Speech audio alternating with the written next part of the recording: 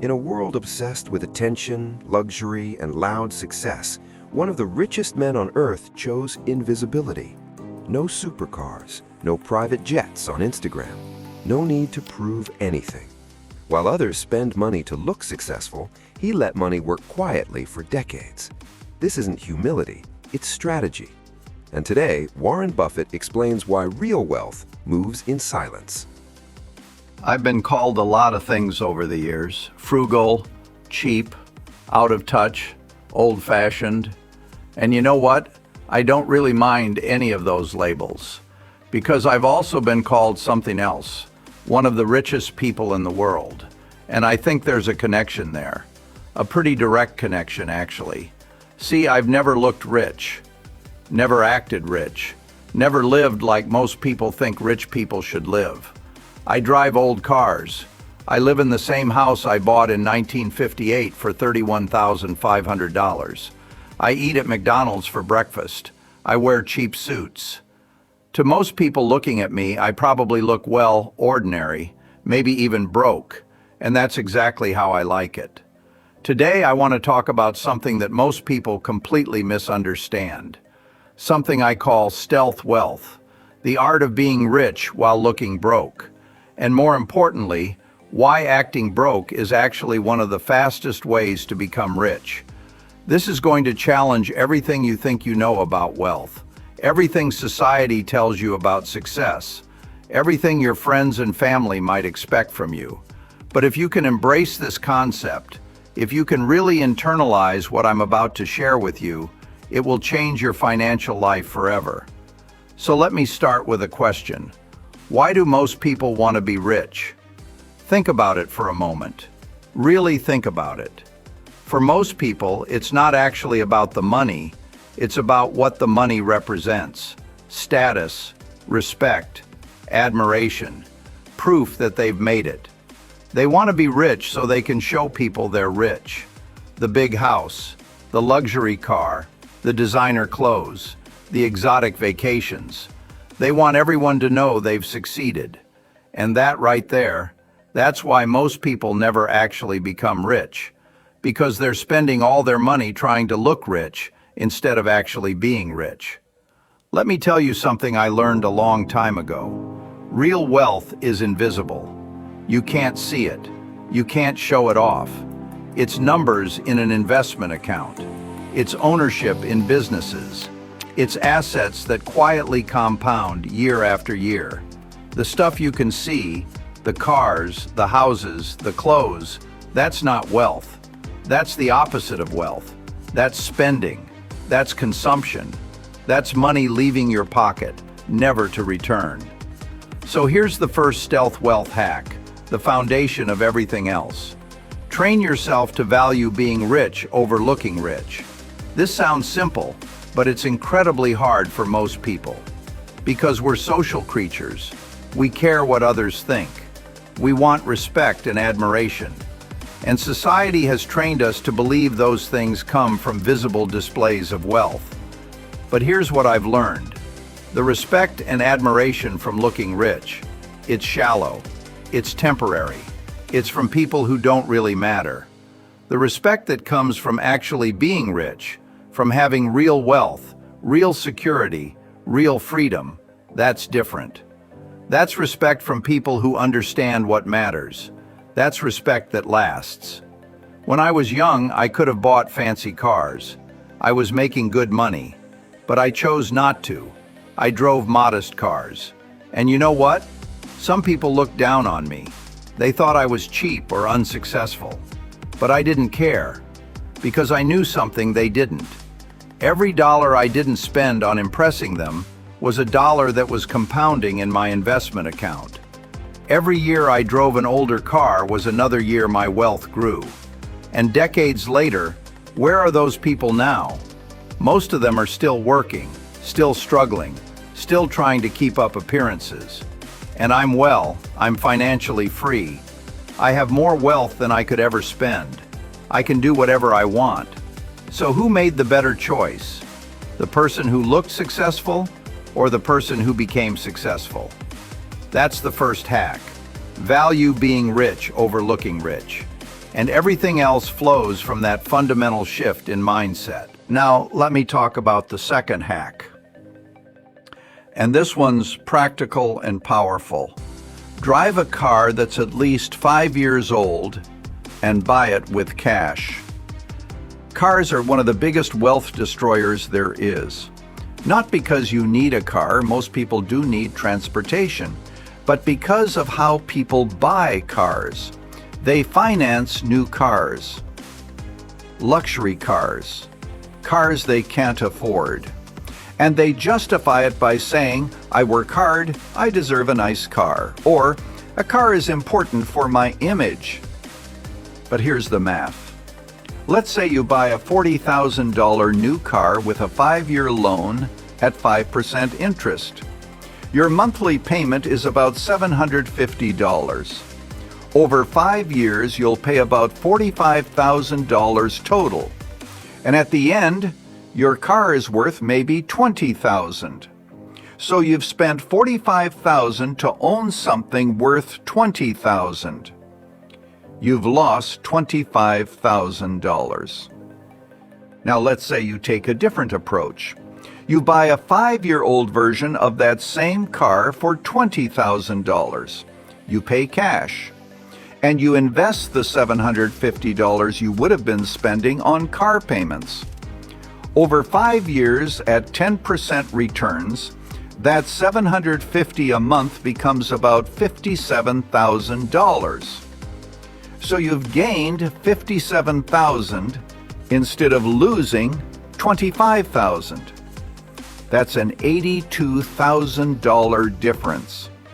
$82,000 from one decision, one choice to act broke instead of acting rich. And that compounds over your lifetime into millions of dollars. I've never owned a new car. Never. I've always bought used, reliable cars and driven them until they couldn't be driven anymore. And people have made fun of me for it. But you know what? Those people are broke, and I'm not. So that's hack number 2. Drive an old car, buy it with cash, and invest the difference. This one decision alone can make you rich over time. The third stealth wealth hack, and this is a big one. Live in a house that costs less than you can afford, preferably much less. Housing is the biggest expense for most people. The mortgage, the property taxes, the maintenance, the utilities, it all adds up. And most people stretch themselves to buy the biggest house they can possibly afford. They think a big house is a sign of success, that it shows they've made it. But all it really shows is that they're house poor. They have a nice place to live, but they have no money for anything else, especially not for investing. I bought my house in 1958, paid cash. Well, I took a small mortgage, but I paid it off quickly. And it cost $31,500. Now, I could afford more even back then, but I didn't need more. The house was comfortable, it was in a good neighborhood, it had enough space for my family. Why would I spend more? Why would I tie up more of my capital in a house that doesn't produce income? Because that's the thing about houses. Unless you're renting it out, your house doesn't make you money. It costs you money every month for decades. So the bigger and more expensive your house, the less money you have available to invest in assets that do make money. Here's what I recommend. Buy a house that costs no more than 2.5 times your annual income, ideally less. Put 20% down to avoid PMI. Get a 15-year mortgage, not a 30-year one. And here's the key. Don't upgrade just because you get a raise. Stay in that modest house. Keep that manageable mortgage and invest all the money you're saving by not living in a McMansion. Let me give you some numbers. Let's say you make $100,000 a year. Most people in that income range buy a $400,000 house. Big mortgage, high payments. But if you buy a $200,000 house instead, your payment might be $1,500 a month instead of $3,000. That's $1,500 a month you can invest.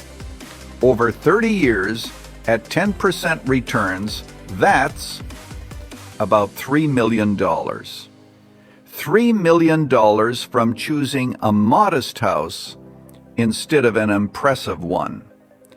That's the difference between retiring wealthy and retiring broke. Between having freedom and staying trapped in the rat race. All because of where you chose to live. So that's hack number 3. Let's say you live in a house $15 a day eating out than you can afford. That's typical in most cities.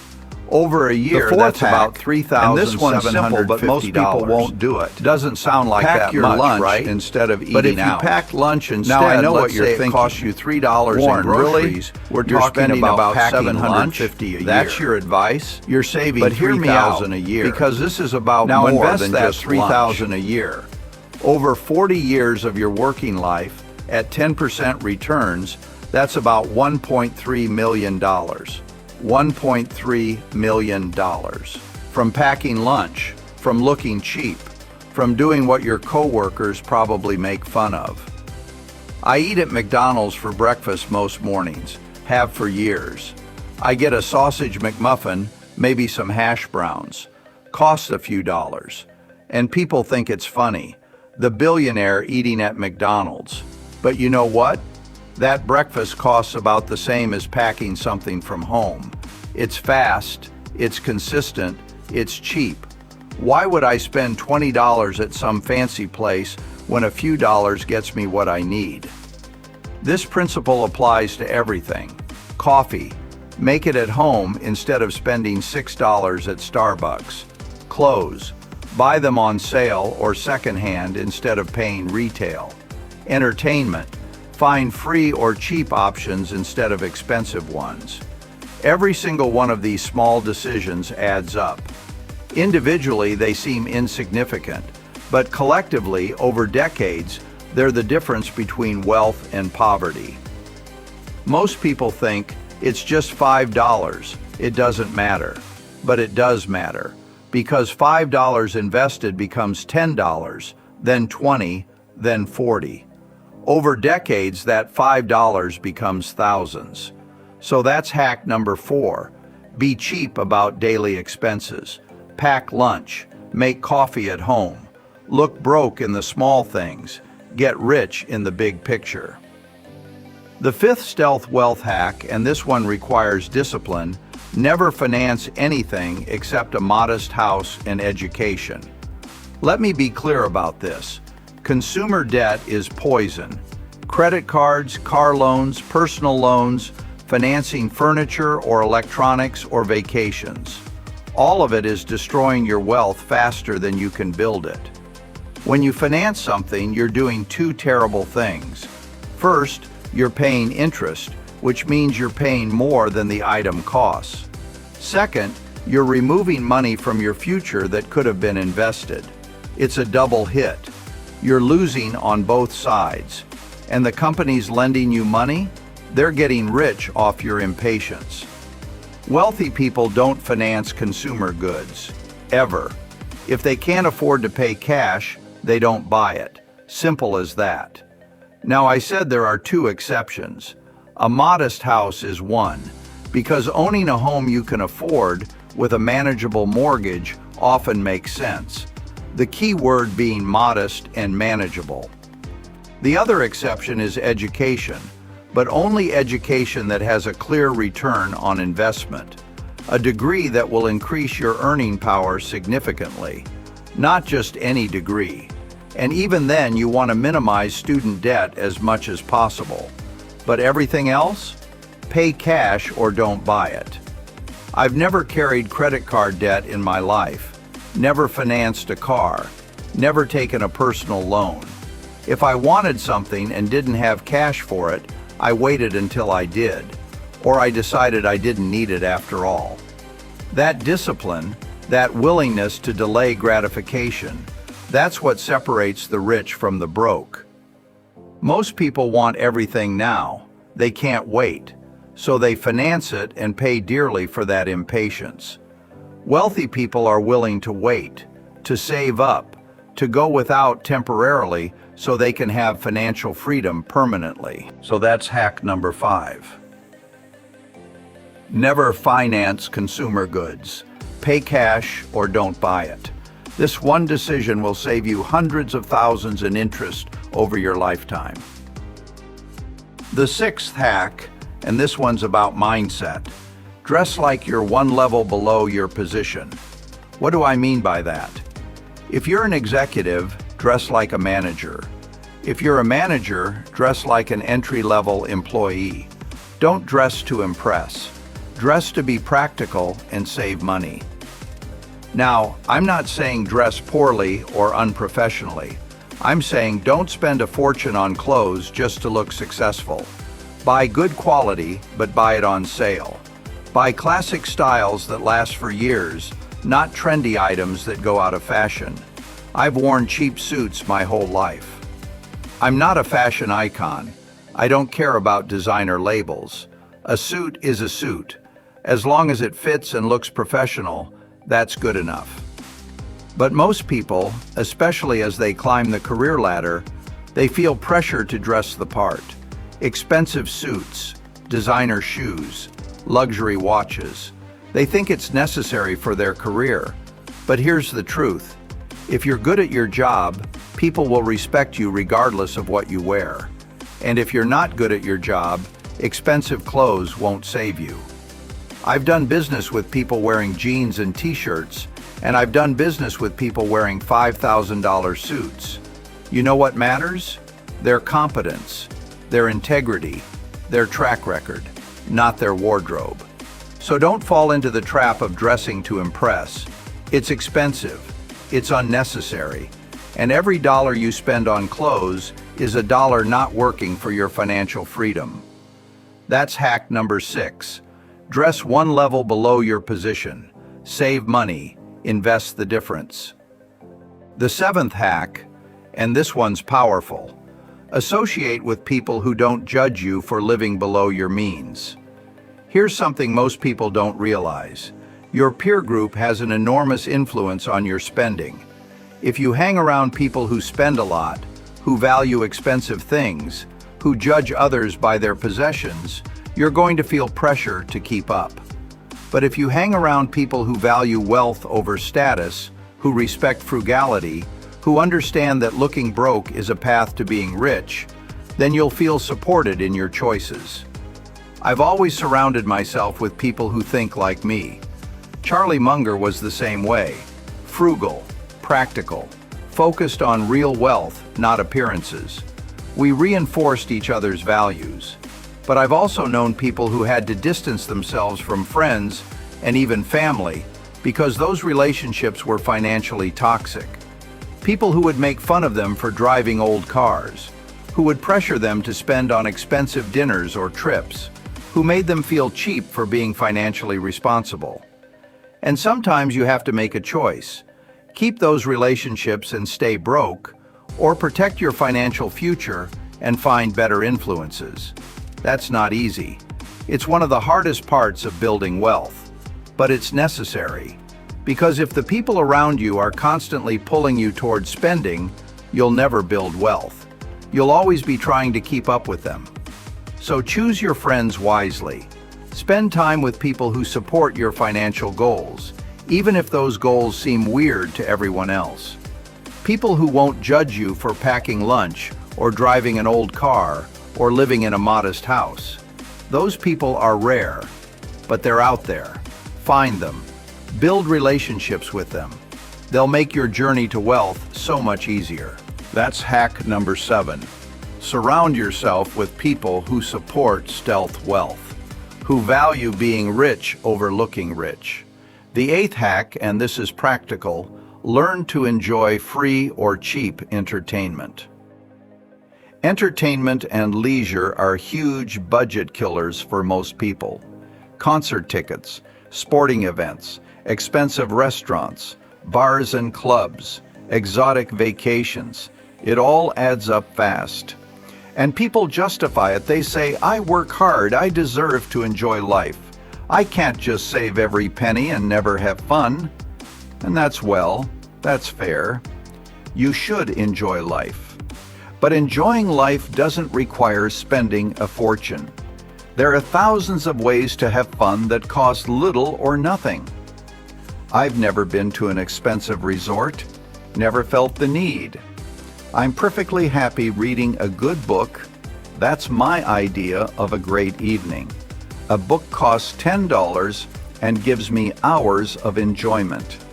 And the knowledge I gain from it, that's worth infinitely more than any vacation. But there are other options too.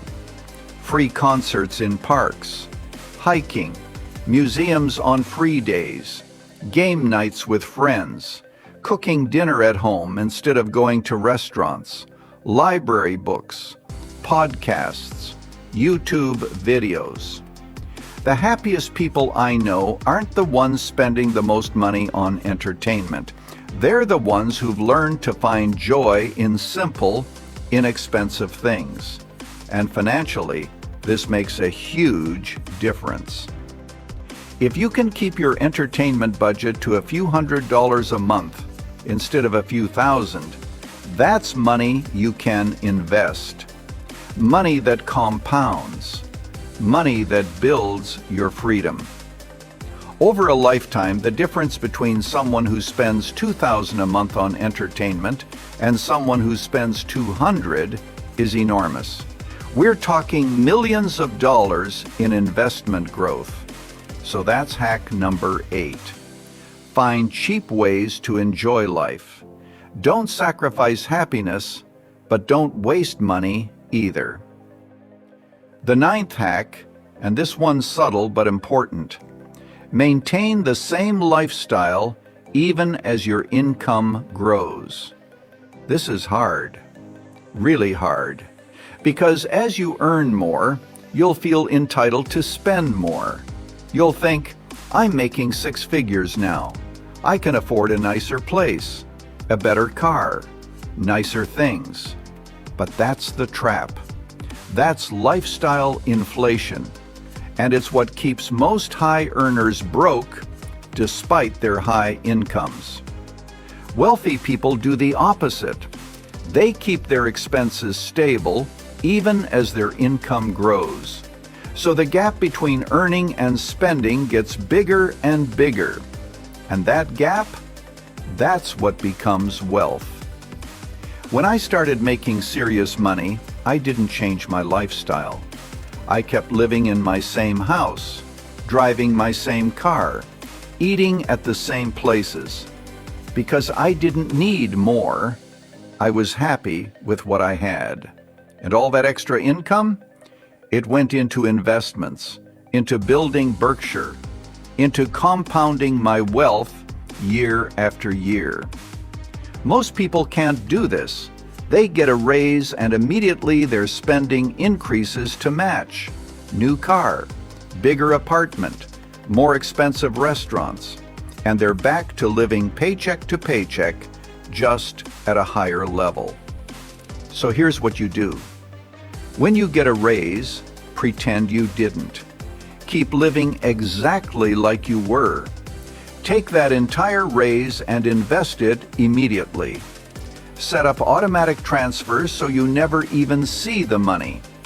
Do this with every raise, every bonus, every increase in income. Never let your spending rise. Keep it locked at whatever level you're currently comfortable with. Over 10, 20, 30 years, you'll be amazed at the wealth you build, because all of your income growth went to investments, not to lifestyle. That's hack number 9. Freeze your lifestyle. Let your income grow, but keep your spending constant. This is one of the most powerful wealth-building strategies there is. The 10th and final hack, and this one brings it all together, practice gratitude for what you already have. Here's the thing, most people are never satisfied. They always want more, better, newer. They compare themselves to others and feel like they're missing out. They can't enjoy what they have because they're focused on what they don't have. And that mindset, it's expensive. It drives spending. It creates dissatisfaction. It makes it impossible to act broke because you're constantly trying to fill some void with purchases. Wealthy people who practice stealth wealth, they're genuinely content with less. Not because they can't afford more, but because they don't need more. I'm content with my house, my car, my simple routine. I don't feel like I'm missing out on anything. I don't look at other people's mansions or yachts and feel envy. I'm genuinely happy with what I have. And that contentment, that's what makes stealth wealth possible. Because if you're not content, you can't resist the urge to spend. You can't act broke because you feel broke inside, even if you're not. So practice gratitude. Every day, think about what you have that you're thankful for. Your health, your relationships, your opportunities, the fact that you have enough. When you genuinely appreciate what you have, you stop needing to acquire more. You stop trying to impress people. You stop comparing yourself to others, and that's when acting broke becomes easy. Because you're not acting anymore. You're genuinely content with a simple, inexpensive lifestyle. And all the money you're not spending, it's building real wealth. That's hack number 10. Practice gratitude. Be content with less. This is the foundation of stealth wealth. You know, I've given you 10 hacks today, 10 ways that acting broke can make you rich. But they all really boil down to one core principle. Value financial freedom over social approval. That's what stealth wealth is really about. It's choosing freedom over appearances, choosing long-term security over short-term status, choosing to be rich over looking rich. And most people can't do it.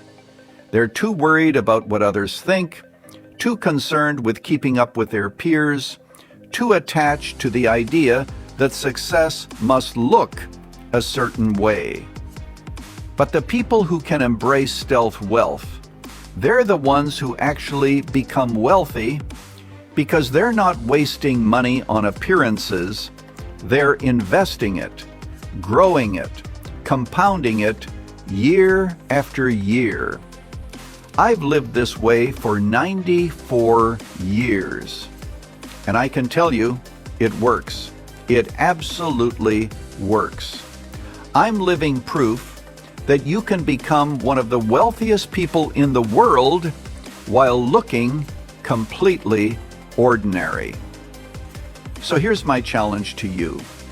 Try these hacks. Not all at once, maybe. Start with 1 or 2.